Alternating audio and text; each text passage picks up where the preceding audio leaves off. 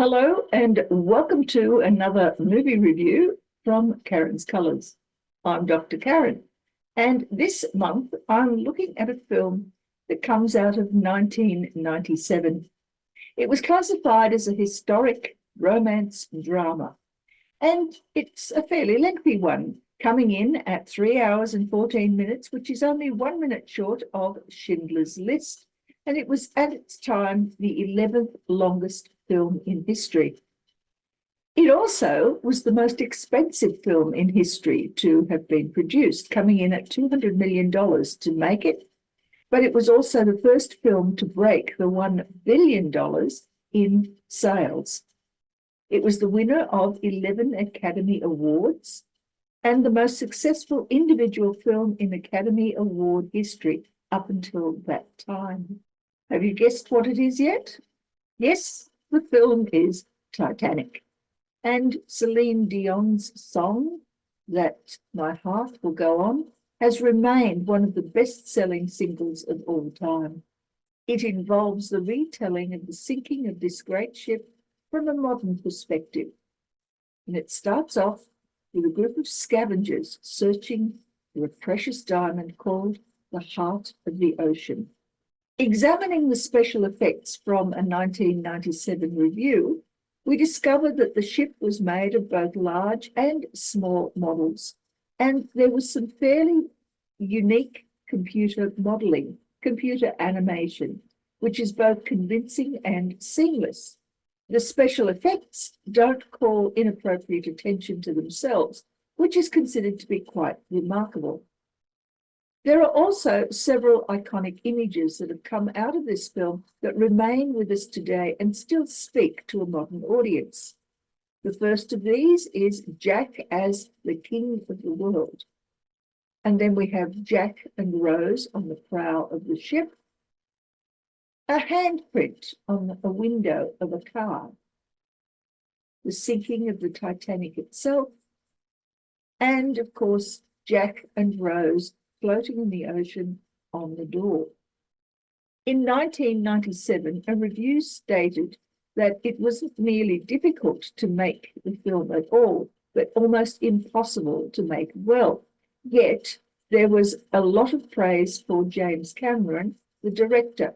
He is said to have created a film that is flawlessly crafted, intelligently constructed, strongly acted, and spellbinding. The film still creates a little bit of controversy, though. In 2024, and also up to the modern day, most of the praise is given for director James Cameron for a dizzying blend of spectacular visuals and old-fashioned melodrama. The critics' consensus in recent years has been what's good about the movie is that it continues to easily outweigh its flaws. Not much mention is made of what those flaws are. However, one audience view does proclaim that the core of a disappointing story feature is the scouring of the seabed for booty, which is a rather ignoble motivation for grounding the film. For this colour analysis, I'll only be looking at 3 members of the cast. 2 of them, of course, are the same person in different guises. In order of appearance, first we have Rose Dawson Calvert. She's 101 years old, and she recognises herself in the nude drawing that is broadcast on television. She becomes the narrator of the Titanic journey. Then we have Rose DeWitt Bukater, a 17-year-old version of Rose, who is forcibly engaged to a rich, supercilious snob named Cal. And then we have the hero of the film. This is Jack Dawson. He's an irrepressible young American who finds himself in steerage class. He's returning to the US after a sojourn in Europe, and he's traveling with an immigrating friend. Examining the plot briefly, we find that the film opens with the treasure hunters searching the Titanic wreck for the heart of the ocean diamond. Instead, they discover within the safe a drawing of a naked young woman wearing that diamond. 101-year-old Rose Dawson Calvert claims to be the model for that particular drawing and gives some information that is unknown to the public, which brings her into the story. The elder Rose visits the salvage ship and recounts her story. And here we enter the realms of fantasy. Young Rose embarking on the ship with her controlling mother and her equally controlling fiancé. Elsewhere, Jack Dawson wins some tickets for the ride on the Titanic in a card game. The Titanic sets sail towards North America, and it's speeding along despite warnings about icebergs. Rose, who is quite disillusioned, contemplates jumping overboard, but she is saved by Jack. Cal, the fiancé, reluctantly invites Jack to dine with them, and the same evening he gifts Rose the diamond necklace. Jack dines in borrowed clothing, and he introduces Rose to a vibrant third-class party after the dinner.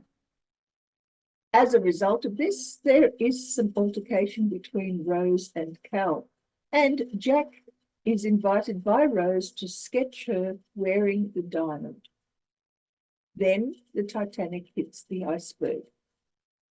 Cal finds the sketch in the safe and frames Jack for the theft of the diamond. There is chaos as the ship is abandoned as it sinks, and Rose returns from a lifeboat rescue onto the Titanic to go in search of Jack. And eventually, Jack dies as a result of waiting too long for rescue. After the rescue, Rose changes her name so that she remains hidden from Cal, and then the older Rose, back at the end of the film, is seen to drop the diamond into the ocean. And then she returns to bed, and her final dream is of returning to the Titanic to be reunited with all the people who were drowned. Now, the film itself has very little in the way of colour for analysis. The first-class passengers are primarily in black and white, with the ladies in some pastel shades as well. There is a riot of brown and white in the third class, and also not a great deal of colour. Neither of these is the focus of this analysis. We're going to be looking primarily at Rose's costumes, but Jack's costumes colours also come into play a little bit, although they are restricted by his class representation. There are very few costume changes throughout the film, which doesn't give us much for comparison. Nevertheless, let's see what we can find out. Examining firstly the costumes of Elder Rose. When we see her at first, she's introduced wearing a purplish outfit with a brown apron. When she arrives on the salvage ship, she's wearing green, and she watches the Titanic videos, also in green.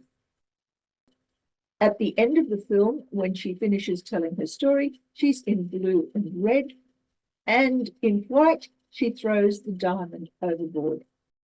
And her final scene is when she is asleep in bed, dreaming of the reuniting with the Titanic people, wearing a white nightgown and in a pale blue bedding. So what can we make of the Elder Rose's colours? Well, the purple and brown indicates the quiet life of self-absorbed activities. The green is all about confronting memories and feelings.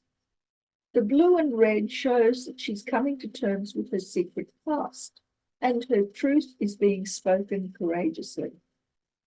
White is a return to innocence, keeping a youthful promise never to let go of Jack. And in white and blue, her life purpose is seen to be completed, and she is now at rest.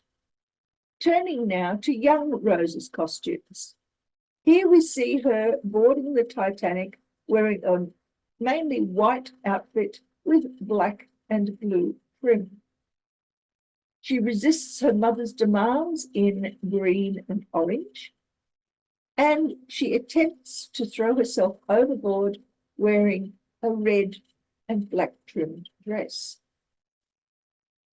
After her rescue by Jack, we see her wrapped in a blue, green, and red blanket. And when she's gifted the diamond by Cal, she's wearing white. She catches up with Jack to say thank you, wearing yellow and white. And at the formal dinner, she's in black, white, and orange. She has an altercation with Cal, wearing green and white. There is also a confrontation with her mother, where she's also wearing white. She discusses the ship's shortcomings in blue and grey, and in that same costume, we see her flying on the stern of the ship. Even though the costume looks black, it is in fact the same outfit. She prepares for her portrait wearing black and grey, and of course for that portrait, she poses nude. She escapes surveillance with Jack wearing grey and pink, and after their session in the car in the hold, she is once again nude. Now, remaining in this pink and grey outfit for the remainder of the film, we see her firstly in a pink coat. She's searching for Jack after the Titanic has crashed into the iceberg. She discards that pink coat to wade through the rising waters to rescue Jack. As she's loaded into the lifeboat, she is wearing Cal's black jacket, and having returned to the Titanic in search of Jack, she is trapped in the sinking ship, still wearing his black coat. Waiting for rescue in the darkness, lying on the door in the water, that black coat remains very prominent. But when she's finally rescued on the ship Carpathia, she avoids Cal by hiding under a brown blanket. So what can we make of Rose's colours? When she's wearing white, she's stepping into the unknown. Black indicates some fairly hidden ambitions, whereas green indicates that there are a number of conflicting values. The touches of orange indicate an overwhelming need to escape and be her own person, whereas the red describes some fairly impulsive action. In yellow, there is a potential for happiness that is demonstrated, and in blue, there's some sort of declarative understanding. She knows what she wants, and she knows how to go about getting it. In grey, she's daring to try something new. In pink, she's following her heart. And in brown, the pathway forward is determined. Nude, on the other hand, is all about Rose's self-assurance. Let's then turn to Jack. Now, Jack rushes towards the Titanic after winning tickets, wearing grey, black, and white. At the stern of the Titanic, feeling the king of the world, he's wearing only brown. After rescuing Rose, he is wearing brown and grey, and when Rose thanks him for that rescue, he's in brown and white. At the formal dinner, of course, he's wearing black and white, as are all of the gentlemen. And relieving himself of the black jacket, he attends the third-class party wearing white and black again. When he's arrested, he's in grey, white, and brown. And in a disguise to attempt to talk to Rose, he's wearing grey, white, black, and brown. In Rose's cabin, examining her art collection, he's wearing black and white again. And from then on, he wears the same costume throughout. When he's sketching Rose, he's in white and brown. There is, of course, the break in the car where they've indulged themselves, where he also is nude alongside Rose. After the discovery of the diamond in his pocket, he is accused of its theft and locked up, wearing white and brown. He farewells Rose to get her to go onto the lifeboat, again in that same white and brown, and he's chased below decks by Cal in that same costume when Rose rejoins him. They're trapped in the sinking ship, still wearing the same costume, and on the stern, awaiting the sinking of the Titanic, he's still in that same white and brown. And it's in this costume that he dies and floats away. So what do we make of his costume colours? The adding or removal of items is a fairly common theme amongst male actors within any film. But for Jack, he's primarily in white and brown. And basically, this is all about dealing with unknown issues by adapting to them. In brown itself, he's setting his own goals. In grey, he's seen to be starting on a new adventure. In black and white, he's showing resilience in the face of a challenge. In white, he's concentrating at the task at hand. But nudity for Jack reads as vulnerability. So to summarize, white is all about dealing with reality, regardless of who it is that we're dealing with. Black is an interplay of strength and formality. Red is all about being impulsive and attempting something dangerous. Green is about having values, challenge. Blue is surrender to the inevitable, whereas grey is taking chances as opportunities arise. In brown, there is determination and resilience. For orange, there's a reassessment of one's life's purpose. Purple is being challenged to revisit the past. And pink is all about following a desire or a love.